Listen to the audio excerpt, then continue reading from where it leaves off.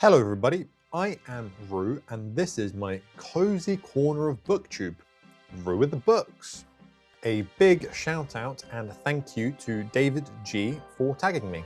In this video, I shall be answering a series of prompts for the Monty Python book tag, where the prompts start with a Monty Python character and the questions are about different aspects of books, authors, what I like in certain things, and some other alternative media. Before I get into that, be sure to press the like button to support me and my content. Today's question is, have you ever watched a Monty Python movie? And if you've seen a few, then what is your favorite? I have only seen Monty Python and the Holy Grail, but I did kind of sleep through about half of the film because I was just way too comfortable in bed. What I did actually see and absorb into my consciousness was good though. I really enjoyed the vibe of it and the absurdity, so it gets a thumbs up from me. If you like books, booktube and booktube content, be sure to press the subscribe button for me. Since we are in the latter half of winter, be sure to grab a nice hot beverage of your choosing to keep yourself nice and cozy and comfortable. Cozy book vibes are our thing here, so please partake and grab yourself something nice. And without any further ado, let's answer these questions. The first prompt is Terry Jones. Name a book that is about unity or working together. My answer to this one is Dungeon Crawler Carl. The series is very grand in scale because there are lots of floors, like 15 or so of them. And despite that, it actually does not get boring because each floor has its own vibe, its own mechanics and challenges to overcome. So Matt Dinnerman keeps a kind of fresh take on each book so it doesn't get stale and repetitive. The reason I chose this series as the answer to this question is because one of the things that the showrunners of this crawl did not foresee was that how amazing humanity is at working together to overcome very, very difficult situations where the odds are stacked against our cast of characters. Carl is an amazing protagonist, don't get me wrong. He is very smart, he is very calculating, very cunning, but his plans would not work without other people helping him out and playing their roles within his plans. Aside from people just taking part in Carl's crazy plans, people are eager and quick to help one another with anything that they learn about this floor, whatever's going on. They warn each other about anything dangerous that might be lurking around the corner. For the most part, these are people that have never met each other before this crawl began, but they have banded together and started to trust one another in terms of the plans and sharing of information and basically everything to try to survive. And that is why Dungeon Crawler Carl is the answer to this question, because if Carl was the only person in this series, then he probably would have died within a floor or two, because he really, really requires the help of other people to survive and come out on top of all of these flaws and everything that the showrunners have put in store for him to make it exciting, unpredictable, and most of all, dangerous. Prompt number 2 is Eric Idle. Name an author who writes with a prose style you like. My answer to this one is Cormac McCarthy, and Cormac McCarthy is absolutely incredible. I have only read one book of his so far, and it's one of the lesser liked ones, which is Child of God, because I just found it sitting nice and snug in the library, and I've been wanting to read Cormac McCarthy for a while before I picked this book up, because he is so highly praised. So I wanted to see what the hype is about, and I'm certainly glad that I did. What I like about Cormac McCarthy's writing and his prose, and what makes it incredibly unique, is the way that he's able to find just the right exact words within the pocket of each sentence to convey so much meaning, so much information. In principle, through the concise use of correct words, each of his sentences conveys the amount of information that, like, a paragraph could. His work is very challenging. You have to take your time with it. Look up words, reread sentences every so often, maybe even go back and look at stuff through hindsight. His work is very dark, very chilling, grotesque, but getting through a Cormac McCarthy novel is so incredibly rewarding, at least with my singular experience of it, just because he does challenge you, but all of the stuff he writes is just so amazing and well written that he really is a must-read author, at least maybe just one, maybe two of his works. I don't know when, but the next one I will pick up is Blood Meridian. I own it on Kindle, so it's just a matter of time, but I'm also really looking forward to reading The Road at some point as well. Prompt number 3 is Graham Chapman. Name a favorite lead character. My answer for this one is Kellen from the Spellslinger series by Sebastian de Castell. He is one of my favorites. He's dealt a very awful hand at life and exiled from his people. He's hunted down very, very frequently by people much more powerful than himself. And he plays a massive, massive role in these political machinations that plague the world. And the world is very large and very expansive. Despite all of this, he gets through all of these crazy, terrible situations with razor-sharp wit, burning people that come for him through words and by trapping them into, well, snaring them in certain traps. He only has a very certain set of spells he can use, and they are very limited, so he is a massive underdog in basically every single encounter, and so he has to use his cunning and goad people to kind of make really terrible decisions in their anger. So it's really, really interesting always to see how he wriggles out of any specific situation. I love Sebastian de Castell's writing. It's always intense, but funny, very easy to read, and his books are just absolute page turners. I can't recommend his work enough.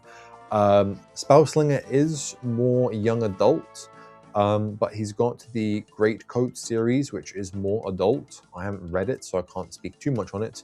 But he's also got the Malevolent 7 and the follow-up book, the Malevolent 8, which is a lot more dark, a lot more, it's kind of got like anti-heroes as part of it, a lot of cursing, gore, horrible, horrible things happening. So if the Spellslinger maybe isn't your cup of tea, I would maybe recommend the Malevolent 7/8, and then he's got another series 2, which I just don't know that much about. But yeah, check him out if you will, he's great. Prompt 4 is Michael Palin. Name a place you love that's outside your country. You might be able to tell, but I live in the United Kingdom. So for this prompt, I need a place that is outside of the United Kingdom. So for my answer, I'm choosing the Plitvice Lakes in Croatia. I did a big holiday a few years ago where I saw a lot of Croatia. I started in Zagreb, was there for a few days, then I went to Plitvice Lakes for one day.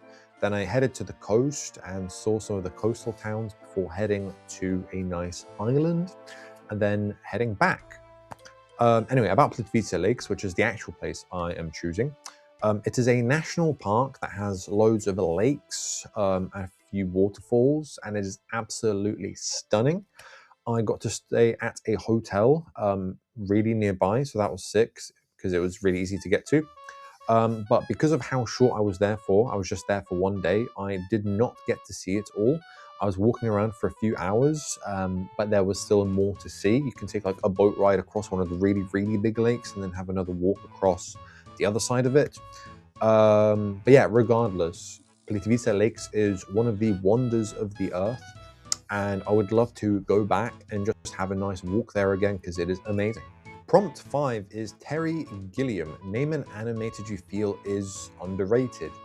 My answer to this is I have no idea because I don't really watch animated films. But you let me know what yours is if you really like any specific one. Prompt 6 is John Cleese. Name a book with a great family-focused plot. My answer to this one is The Green Bone Saga by Fonda Lee. The series is set in an Asian-inspired fantasy world where a specific country has access to a resource called jade. And jade, what it allows people to do is basically have supernatural powers, so they can be very durable, they can be super quick and agile. There's a lot of things you can do with jade. And they kind of embed these rocks into their skin, or they wear it as jewelry, all sorts of things. It's a great family-focused plot because most things that happen within this series work towards showing a feud between the Mountain Clan and the No Peak Clan. We follow a family that essentially run this mountain clan. We get to see everything they do for one another, sometimes involving great sacrifice. Everything they do for their people because they are very, very loyal, and they want the best for everybody. That is not in the other clan, that is. And everything that they do to try and survive. It's a great fantasy series and I highly recommend it. This series has some absolutely amazing characters, some absolutely heartbreaking, devastating moments, some brilliant action, some amazingly built up scenes that really get your blood pumping and get you having like goosebumps and stuff. Prompt number 7 is Flying Circus. Name a book with a great surprise or twist in it. My answer for this one is Utopia Avenue by David Mitchell. And what this book is about essentially is the rise of a band. They all meet in kind of like a weird circumstances where they're all kind of maybe down on their luck, but they form this band and stuff starts to kind of steamroll a little bit in their favor. It covers them making albums, their live shows, their electric chemistry as they play together, and they can cover one another when they make mistakes and stuff like that. It is wonderful. But this book has one of the most interesting and intriguing mental health sub-stories within anything I have read before. The twist towards the climax of this sub-story is absolutely amazing, and it's very, very memorable. I still remember pretty much everything about this twist and the kind of way that it led up to this twist, how gut-wrenching that specific situation was. It just lifts this novel up to another level because the character that this sub-story follows is so wonderfully unique and he plays a very, very important role within this band. Prompt number 8 is The Holy Grail. What book are you still hoping to find one day? My answer to this one is that I'm still looking to find a really good post-apocalyptic novel. I feel like I've been talking about this for so long on my channel at this point, like every second or third video brings up this exact point. I read Station 11 recently, and that was a little bit of a letdown. In fact, I think it was the first book or maybe second book that I read this year. So that was a shame. And then I read Malevolent 8 by Sebastian de Castell, which is a follow-up to Malevolent 7, which was the first Sebastian de Castell book I ever read, and that was awesome. But yeah, this book kind of fits the bill, but it's more of a fantasy novel than a post-apocalyptic novel. It's just that the fantasy setting is a kind of post-apocalyptic event. That was really cool and I enjoyed its execution, but it's maybe not necessarily exactly what I was looking for in that regard. So some contenders I have for this subgenre that could fit the bill are Annihilation by Jeff Vandermeer. I'm not sure if that's necessarily a post-apocalypse kind of thing, but I've heard it's the right vibe because this location that these characters go to kind of spreads, and if it's not contained very well, it could eventually cause the apocalypse. But it's kind of like the anime Made in Abyss, except it's not going downwards vertically to like a massive hole. It's just a really bizarre, awful location, like a really, really bad Area 41. But yeah, then I have The Stand by Stephen King, which people seem to love, and that book really zones in on the post-apocalypse kind of thing, and it has multiple acts. So that could really itch the craving that I have had for a good post-apocalyptic novel. And the final book that could be a contender for this is The Devil by Name by Keith Rosson, which is a follow-up to the brilliant horror book Viva House. Prompt number 9 is The Meaning of Life. Name a book with a huge scale to the setting. My answer to this one is the Farseer trilogy by Robin Hobb. It's the first of a set of series within this massive world and universe, called by fans as the Realm of the Elderlings. We have a massive world which we experience the scale of by how long it takes our characters to traverse it by the point of getting from A to B. There are political machinations that are far, far bigger than just what is going on in our main character's POV. A lot of the events do kind of affect what is going on for him, but he can't just fix it very easily. It is so much bigger than just oneself. It is a large, big quest that kind of kicks on toward around the start or midpoint of book 2. Up until that point, it's more of a coming of age story, but a lot of things that happen kind of steer us towards that path, towards that endpoint. It has legendary people within its lore, multiple magic systems. I am very, very close to the end of this first trilogy. I'm currently sitting at 95% into book 3. And over the course of several years, I am very, very excited to read the other series within this Realm of the Elderlings saga. Because, as I said, it's very, very grand in scale, and it's kind of giving me that enjoyment that I have for One Piece, because One Piece is so big and so epic. I guess a secondary answer for this question could be One Piece, although that's not a book, that's a large, large manga. But yes, Robin Hobb is a highly popular author, and I can certainly see why. I have a review for the first book out if you're interested, and I plan to do a full series review sometime soon because the series is way too good to simply not talk about it. Prompt 10 is a bonus question. Talk about a sketch or scene you like, or something that one of the members has done separate from the group. I like the Mitchell and Webb sketches by the comedians from Peep Show. The sketches they do are all really bizarre, exaggerating very human situations with a comedic take, for the most part, though some of their sketches are based on very non-human things like extraterrestrial contact, or maybe they play some jokes on historical events. They're really good, and I do recommend them. You can find loads of clips on YouTube. I also really like a lot of the TV programs that David Mitchell, the comedian, not the author I mentioned earlier, is in, such as Would I Lie to You, and whatever other panel-based shows he is in. He plays his persona very well, and a lot of his kind of jokes or whatever goes on in those panels are really, really funny. Thank you so much for watching this video.